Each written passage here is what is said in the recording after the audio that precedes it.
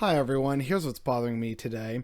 This is the other video that again is like unimportant, but it's something I wanted to talk about. And that is, it's now considered old news, I guess, was all the memes about the Queen dying. I think on November 16th or something, the news came out that the Queen has entered a new phase and we may not see her until February, say experts. And I guess that brings us to the first meme, which is from friend of the channel, John the Duncan. It's her emo phase. She's dyed her hair black and pink, got a nose ring, and is wearing those long stripy gloves. Others were saying the Queen is dying.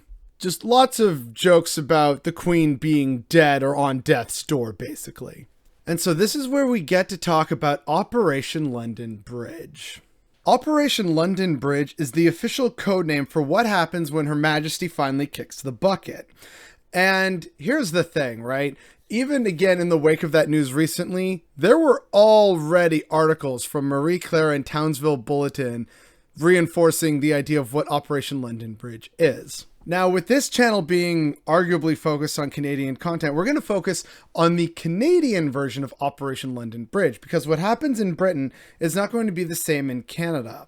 And let me just say, when the Queen finally kicks it, shit's going to get really weird here. So the Canadian version of Operation London Bridge has been basically finalized and put in place, and people in senior leadership from like government to the Canadian forces have all been briefed on what happens, basically. And the plans were made as early as 2002 during the Queen's Golden Jubilee.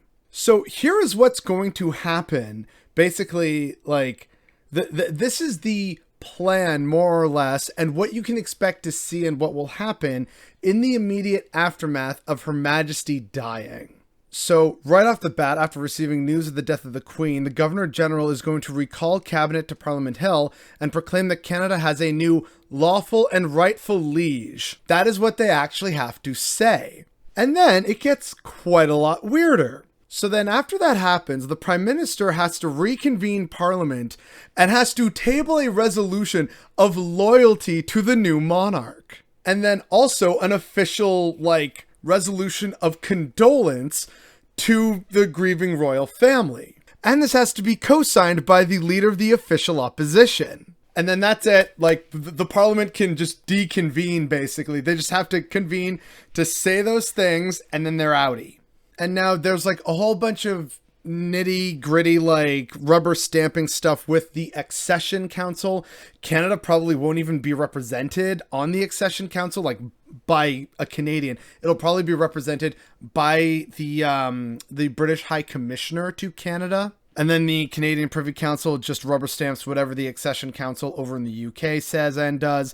And it's basically just saying, yes, we all agree that Charles is the new monarch. Yes, okay, very good. What name will you choose? Okay, we're going to add that in. Okay, all must be read in. So now it is still the Crown, but now references to His Majesty. So it's no longer Her Majesty's Canadianship. It's His Majesty's Canadianship, etc., etc. All that really nitty-gritty stuff that really objectively doesn't matter. That's what happens. Then Canada goes into an official period of mourning, the duration of which will be determined by the federal government. And again, folks, it's going to be really weird because during this point in time, all staff of the Governor-General, provincial lieutenant governors, and territorial commissioners will be immediately issued black ties and black armbands. Other government officials will also wear a black armband. However, some legislative employees will have to wear additional attire during the official mourning period. Right, because I don't know if people remember, but from the speech from the throne, and when people are suddenly saying, wait, why are like justices and certain people wearing tricorns and weird robes and whatnot? Who's this person who looks like they're wearing a Napoleon hat, but they have this large black rod? What is going on here? All these people have extra special attire that they must wear when the Queen kicks it. So basically we're looking at the Sergeant at Arms. I'm pretty sure, I think the Usher of the Black Rod. Pages definitely have to wear additional attire. They will all have to wear black cravats, armbands, and ribbons. And then again, because monarchy doesn't quite exactly make a lot of sense, and it's basically, the king is dead, long live the king. It still gets really weird because we're going to be in a period of mourning.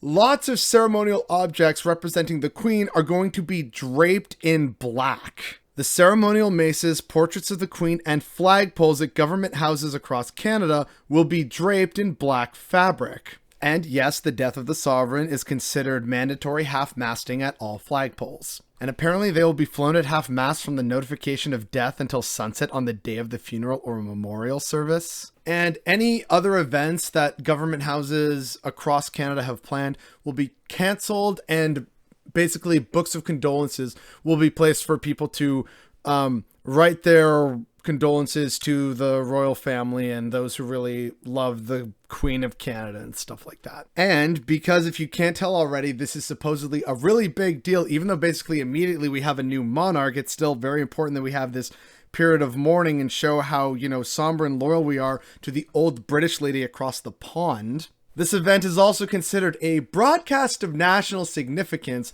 and so the CBC and no doubt CTV and others will have their plans for immediate, you know, they just go to a 24/7 news format, and they bring in their on-call groups that they've already outlined who's going to do it, and they all just get together and start doing the broadcasting, saying, oh, you know, it's a terrible day in Canadian history and blah, blah, blah, blah, blah. Which, again, maybe I should just stress this. That means all regular content will be canceled, including ads, by the way. And not just CBC television, but CBC radio will switch to a 24-hour news format, all in result of the death of the Queen.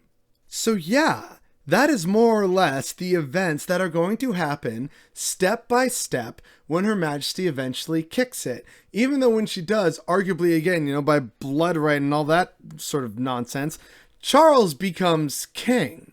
And our prime minister, whether it's Justin Trudeau or someone new, has to basically convene parliament to say, we're super loyal, right? And then the leader of the opposition has to say, right. And then black is just everywhere and everything's lowered at half-mast and events are canceled, regular programming is canceled, and, you know, oh no, this is really bad, and here's all these books of condolences, even though again we have a new monarch. And you know, we gotta have 24-hour news coverage because, you know, Her Majesty has died in this scenario. It is all just so very surreal and reminds me how silly it is that Canada is technically a monarchy. All this will happen for the death of our monarch, who is a British lady who lives across the sea and likes to visit from time to time. It is all so delightfully absurd and just ridiculously Canadian, and it is definitely what's bothering me today.